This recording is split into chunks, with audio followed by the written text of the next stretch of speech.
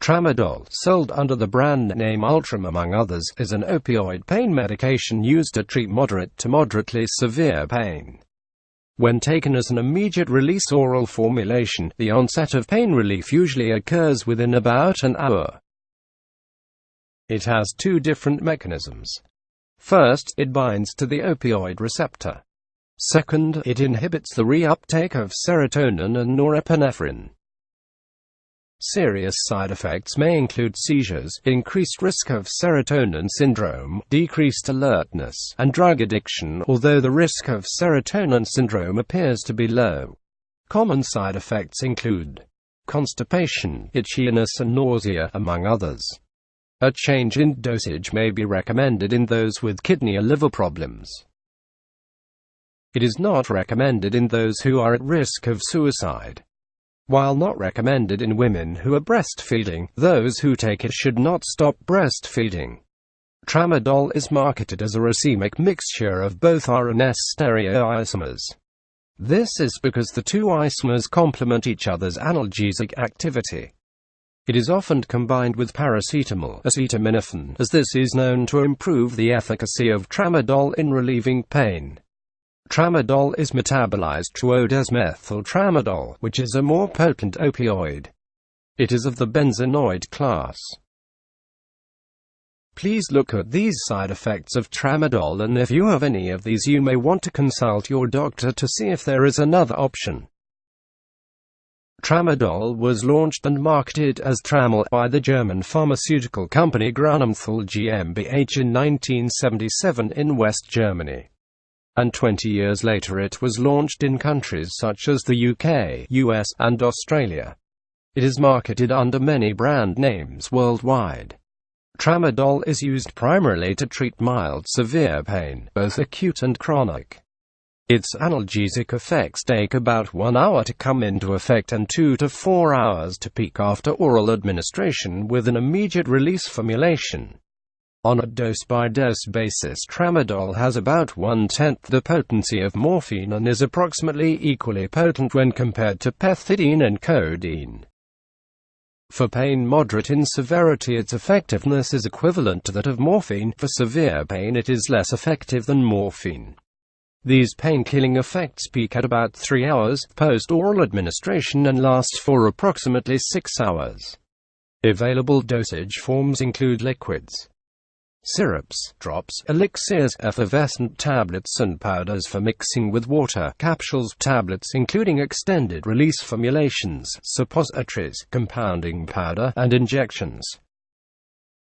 Although tramadol has been considered a weaker opioid than other opioid pain relievers, and is often viewed as having less susceptibility to recreational abuse, tramadol's multiple mechanisms of action can make it particularly dangerous in cases of overdose. Tramadol can increase the risk of seizures and other harmful conditions such as serotonin syndrome, and can have a variety of interactions with other medications that prescribers and patients may not be aware of. We've examined trends in the prescribing and abuse of tramadol, as well as public discussions surrounding the drug and its risks. Those taking tramadol, whether by prescription or illicitly, should keep in mind the potential dangers that can be associated with this medication. In comparison to many other opioid painkillers, the development of tramadol is relatively recent.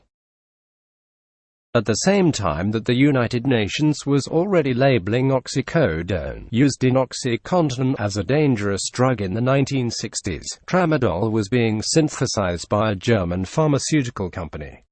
The drug was intended to serve as an alternative painkiller with a lower risk of respiratory depression, a potentially fatal side effect of opioids which can cause a person to stop breathing. Tramadol did not reach the German market until 1977 and was not approved by the United States Food and Drug Administration until 1995. Today, tramadol is used extensively in the U.S. and has seen an almost meteoric rise. From 2008 through 2013, prescriptions of tramadol in the U.S. have increased from 23.3 million a year to 44 million.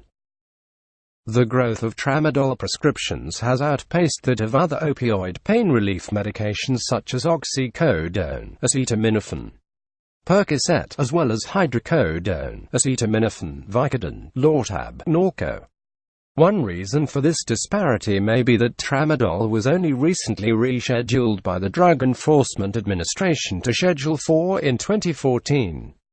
Around the same time, hydrocodone-containing medications such as Vicodin were classified under the stricter Schedule 3 but were being rescheduled to the even more stringent Schedule 2. As other painkillers become more difficult for patients to access due to increasing regulation, prescribers may prefer tramadol instead. Making animal lovers sick to their stomachs. Imagine having an addiction that's so strong you'd be willing to hurt your own pet to get drugs. It's happening around the nation and even right here in Southwest Florida. Wake News anchor Brittany McDonald spoke to local vets, drug experts, and an addict about the disturbing trend.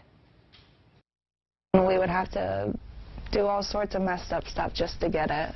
A woman who didn't want to be identified says she's now going through the withdrawals of the drug Tramadol. It'll make you do things that you normally wouldn't do. It's a painkiller that was just recently labeled a narcotic by the Drug Enforcement Administration and often prescribed to animals with injuries. A year or so ago, we could prescribe it without actually logging the use and who it was going to. Many drugs like Tramadol that are prescribed to animals can also be consumed by humans, and this one is highly addictive and easily accessible. It mimics opiates to a certain extent to where it touches the same pathways in the brain. It can cause you a seizure in an instant. Now some addicts are going to great lengths to get their hands on the drug, even injuring their own pets, so their veterinarian writes up a prescription. We do have patients we sometimes think are asking for more tramadol than is necessary. So when that happens, we just require them to bring the patient back for recheck. So we need to validate whether that patient is truly in pain and then have that conversation with the owner. Because you get addicted to something that you think is going to help you, and then you have to go and do all sorts of different stuff. So that way you can keep feeding that addiction that you have towards it. Brittany McDonald, Wink News Now. And veterinarians do look out for warning signs if a dog is abused, and they must notify animal control about it. If you have leftover prescription drugs, it's best to lock them up or dispose of them at drop-off sites.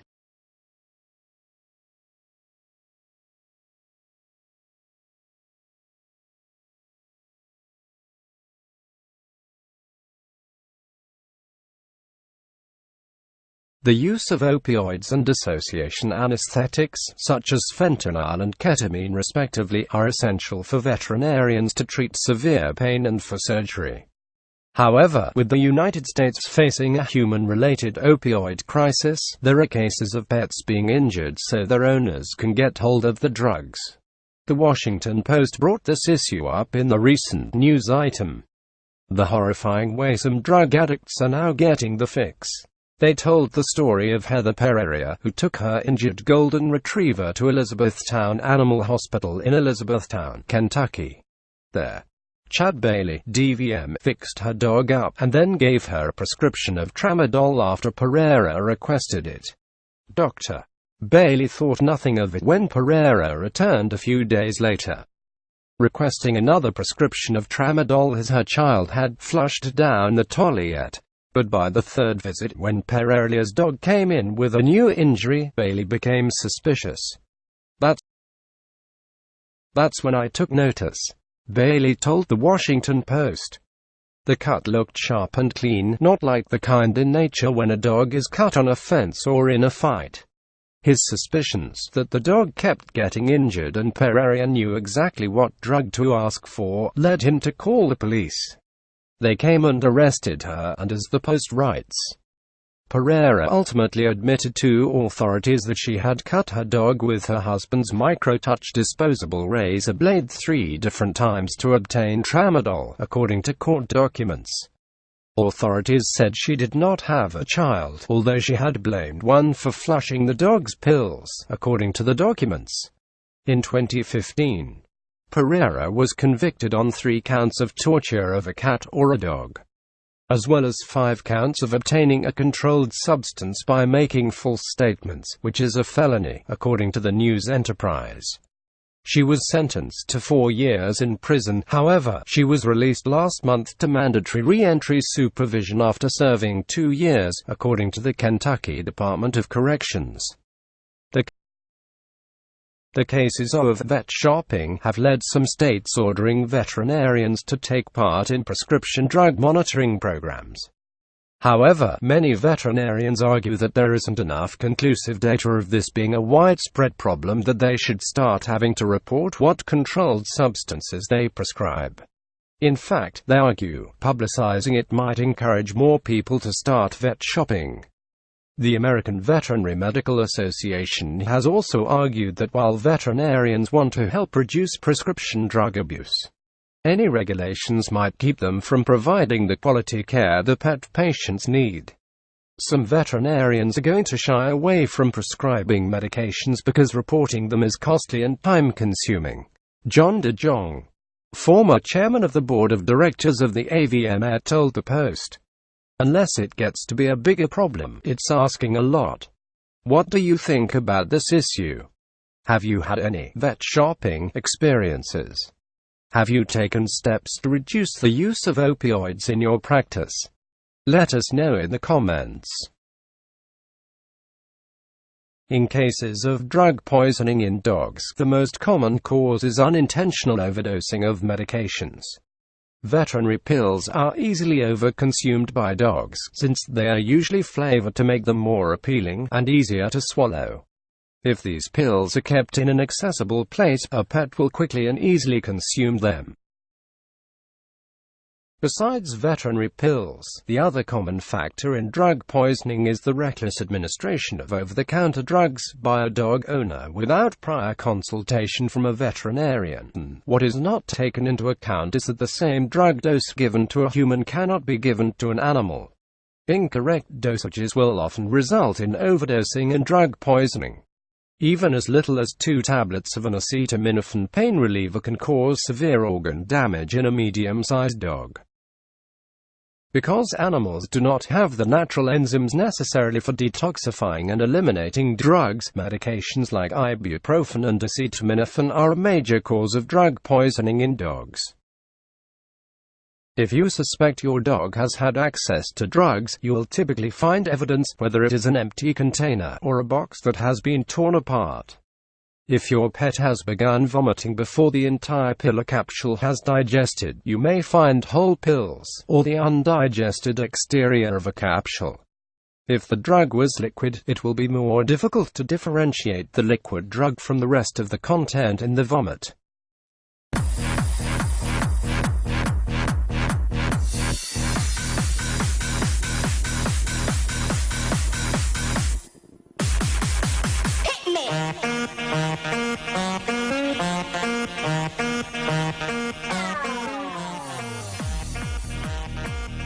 The most useful information you can give your veterinarian is what type of drug was ingested by your pet.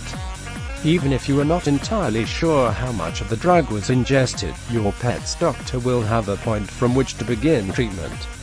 Dogs affected by drug poisoning may show symptoms such as vomiting, lethargy, abdominal pain, loss of appetite, excessive salivation, lack of coordination.